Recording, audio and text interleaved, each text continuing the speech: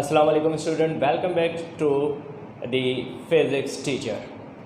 Students, आज हम इस वीडियो के अंदर डिस्कस करेंगे फर्स्ट लॉ ऑफ थर्मोडायनामिक। ठीक है जी। तो सबसे पहले लास्ट लेक्चर के अंदर हम थर्मोडायनामिक और हीट एंड वर्क को डिस्कस कर चुके हैं। आज हम फर्स्ट लॉ ऑफ थर्मोडायनामिक को डिस्कस करेंगे, लेकिन उससे पहले हमने यहाँ पर सिस्टम की कुछ वेरिएबल्स को डिस्कस करना है, जिसके ऊपर सिस्टम की प्रॉपर्टीज़ डिपेंड करती है, जिनको हम कहते हैं स्टेट फंक्शन या फिर हम इनको स्टेट वेरिएबल कहते हैं, जिसको हम सिंपली डिपेंड करते हैं जो कि सिस्टम की स्टेट को डिफाइन करते हैं, describing the state of the system. मतलब फॉर एग्जांपल अगर मैं यहाँ पर देखूँ तो हमारे पास एक सिलेंडर रखा हुआ है और इस सिलेंडर के अंदर हमने कन्फाइन किया हुआ है कुछ आइडियल गैस के मॉलिक्यूल्स को। यहाँ पर वो कुछ मॉलिक्यूल्स भी हम रख देते हैं।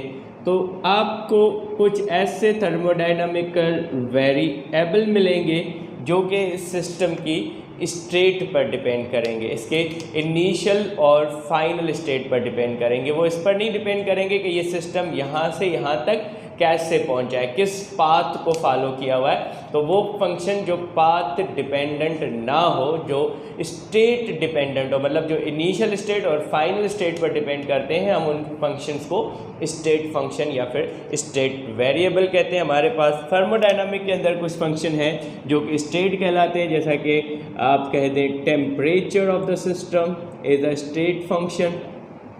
आप कह सकते हैं number 2 it is the pressure of the system, number 4 it is the आप कह सकते हैं volume of a system, number 4 कह सकते हैं हम the internal energy of the system, और नंबर 5 जो है वो हमारे पास आता है इंट्रॉपी। ये 5 फंक्शंस हैं या 5 वेरिएबल हैं जो कि स्टेट फंक्शन कहलाते हैं, स्टेट वेरिएबल कहलाते हैं, जो अपनी इनिशियल और फाइनल कंडीशन पर डिपेंड करते हैं। जैसा कि आप यहाँ पर देख रहे हैं temperature, pressure, volume, internal energy, entropy, जो कि हम सेकंड लॉ ऑफ मोशन में डिस्कस करेंगे। लेकिन यहाँ पर मैं सिंपल आपको बताना चाह रहा हूँ कि स्टेट वेरिएबल क्या होते हैं और उसके मतलब क्या है। सपोज करें हम यहाँ से टेम्परेचर को ही उठा लेते हैं। तो टेम्परेचर क्या है? Temperature of a system is depends upon its initial and final position, मतलब temperature is a state variable और स्टेट फंक्शन, या हम यूँ कहें कि ये सिस्टम की हालत बता रहा होता है। तो अगर मैं यहाँ पर आपको बता दूँ कि मैंने टेम्परेचर को चेंज करना है ना, मैं इसी सिस्टम के टेम्परेचर जो हमारे पास इनिशियली है T1, उसको मैंने T2 तक पहुँचाना है। मीन्स मैं सिस्टम के टेम्परेचर को चेंज करना चाहता हूँ फ्रॉम T1 टू T2। तो पहली स्टेट जो है हमारे पास वो है सपोज करें 30 केल्विन, और यहाँ से मैं इसे पहुँचाना चाह रहा हूँ फॉर एग्जांपल 150 केल्विन। ठीक है जी। तो 30 केल्विन जो है वो हमारी इनिशियल स्टेट है टेम्परेचर की, और 150 केल्विन फाइनल स्टेट है। तो इस इनिशियल और फाइनल स्टेट तक पहुँचने के लिए मेरे पास मल्टीपल जो है वो पाथ होंगे, इन्फिनाइट नंबर ऑफ पाथ होंगे। मैं यहाँ से इस टेम्परेचर को यहाँ तक राइज कर सकता हूँ बाय डिफरेंट मेथड। जैसे कि मिसाल के तौर पे मैं एक बात ये होता है कि मैं इस सिस्टम को हीट एनर्जी प्रोवाइड करूँ। मैं सिस्टम को जैसे ही हीट एनर्जी प्रोवाइड करूँगा तो मॉलिक्यूल्स की average kinetic energy, translational kinetic energy of the molecule जो है वो इंक्रीज़ होगी। और इसका मतलब है जैसे ही average translational kinetic energy of molecule बढ़ेगी तो इससे क्या होगा, सिस्टम का टेम्परेचर बढ़ेगा और ये टेम्परेचर पहुंच जाएगा फ्रॉम 30 टू 150 केल्विन। एक मेथड मेरे पास ये है। दूसरा मेथड ये है कि मैं सिस्टम के ऊपर वर्क डन करूँ। मैं यहाँ पर सिस्टम को पुश करूँ, नीचे जो है वो वर्क कंप्रेस करूँ। तो जैसे ही मैं कंप्रेस करूँगा वंस अगेन क्या होगा, मॉलिक्यूल्स के आपस में कोलिजन्स बढ़ेगी, और कोलिजन के बढ़ने से उनके average translational kinetic energy increase होगी। वंस अगेन यहाँ पर भी टेम्परेचर चेंज हो सकता है फ्रॉम 30 टू 150 केल्विन। या फिर मैं इसे एक और तरीका भी इस्तेमाल कर सकता हूँ कि मैं इसमें इसको कुछ हाई टेम्परेचर रिजर्वायर की तरफ रखूँ। मैं इसको किसी हॉट बॉडी के ऊपर रखूँगा जिससे ये टेम्परेचर आहिस्ता आहिस्ता आहिस्ता बढ़ेगा। फॉर एग्जांपल मैं कहता हूँ कि इसका टेम्परेचर मैंने 30 से बढ़ाना शुरू किया था, ये 30 से बढ़ गया था, तकरीबन ये पहुँच गया था 300 केल्विन तक। फिर मैंने क्या करना है, जब ये 300 केल्विन तक पहुंच जाएगा तो मैं इसको हटा दूंगा और इसकी जगह पर हम क्या रखेंगे, लो टेम्परेचर रिजर्वायर, मतलब किसी कोल्ड बॉडी के ऊपर रखेंगे। तो हमें पता है जैसे कोल्ड बॉडी के ऊपर रखेंगे तो टेम्परेचर आपसे हीट फ्लो होगी और हीट फ्लो आउट होगी तो temperature of the system Aahista Aahista decrease होगा। और ये टेम्परेचर जैसे ही 150 केल्विन तक पहुंचेगा तो मैं ये लो टेम्परेचर रिजर्वायर हटा दूंगा। तो मैंने देखा कि क्या हुआ, टेम्परेचर जो है वो पहले 300 तक पहुंचा है, फिर 300 से 150, ये एक पाथ 1 था, ये पाथ 2 है। लेकिन हम क्या करेंगे, हम कैलकुलेशन करेंगे इनिशियल और फाइनल कंडीशन पर के इनिशियल और फाइनल के बीच में क्या डिफरेंस है। ये स्टेट वेरिएबल्स होते हैं जो अपने सिर्फ इनिशियल कंडीशन पर और फाइनल पोजीशन पर डिपेंड करते हैं। तो इससे हम कहते हैं कि जो temperature, pressure, volume, internal energy और इंट्रॉपी, ये सारे के सारे वेरिएबल जो हैं वो सिस्टम की स्टेट को डिफाइन करते हैं, इसीलिए हम इनको स्टेट फंक्शन कहते हैं। जैसे कि हम इसी थर्मोडायनामिक के अंदर हीट पढ़ेंगे और वर्क पढ़ेंगे, तो ये हीट और वर्क जो है वो नॉन स्टेट फंक्शन है, मतलब ये सिस्टम की हालत नहीं बताते, ये सिस्टम की कंडीशंस नहीं बताते, ये पाथ पर डिपेंड करते हैं। ये डिपेंड करते हैं कि ये सिस्टम इनिशियल से फाइनल स्टेट तक कैसे पहुंचा है। और ये कैसे पर डिपेंड करते हैं, ये डिपेंड करते हैं कि ये इनिशियल पर है और फाइनल पर है, तो ये ओनली उस इनिशियल और फाइनल स्टेट को बता देते हैं। तो इसे हम कहते हैं स्टेट वेरिएबल। ठीक है जी। अब आइए चलते हैं हम अपनी फर्स्ट लॉ ऑफ थर्मोडायनामिक की तरफ। तो फर्स्ट लॉ ऑफ थर्मोडायनामिक की सिंपल सी स्टेटमेंट जो है हमारे पास वो ये आती है कि heat supply to a system और move out of the system अगर और equals to the change in internal energy of the system plus mechanical work. Means simply किसी सिस्टम को अगर हम हीट सप्लाई करेंगे या किसी सिस्टम से हीट को रिमूव करेंगे तो it will change the internal energy of the system plus some mechanical work is done. तो इस सिंपल सी स्टेटमेंट को अगर हम मैथमेटिकल फॉर्म में लिखें तो मैथमेटिकल ये होगा कि heat supply to the system that is delta Q is going to change the internal energy of the system plus some mechanical work. मतलब यहाँ पर हम ये कह रहे हैं कि हम सिस्टम को जो भी हीट एनर्जी प्रोवाइड कर रहे हैं वो हीट एनर्जी सिस्टम के इंटरनल एनर्जी को चेंज कर रहा है, उसके साथ साथ it will perform some work. Say for example अगर मैं ये कहूँ कि मैंने इस सिस्टम को हीट एनर्जी एड की है in the form of delta Q, तो मैंने देखना है कि इस सिस्टम के अंदर मॉलिक्यूल्स जो हैं उनकी एवरेज ट्रांसलेशनल काइनेटिक एनर्जी बढ़ जानी है। जैसे ही average kinetic energy of the system बढ़ेगी तो इससे क्या होगा, सिस्टम की इंटरनल एनर्जी भी इंक्रीज हो जाएगी।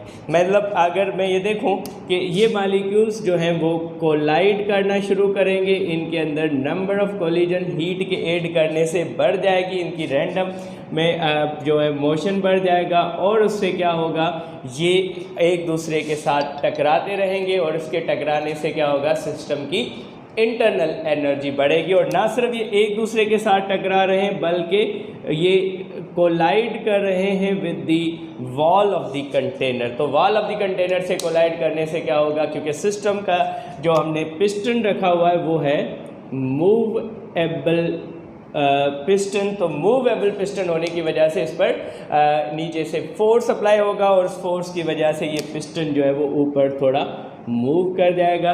तो यहाँ पर जो हमने हीट एनर्जी सिस्टम को प्रोवाइड की है वो हीट एनर्जी क्या करती है, सिस्टम के इंटरनल एनर्जी को चेंज करती है और साथ ही साथ it will perform some work. Means यहाँ से जो एनर्जी हमने सिस्टम के अंदर इन की है वो सारी equals to the change in internal energy नहीं है, बल्कि उसमें से कुछ एनर्जी इंटरनल एनर्जी को चेंज कर रही है और बाकी जो एनर्जी बचेगी वो वर्क डन करेगी। ठीक है जी, उससे हमें मैकेनिकल वर्क मिलेगा।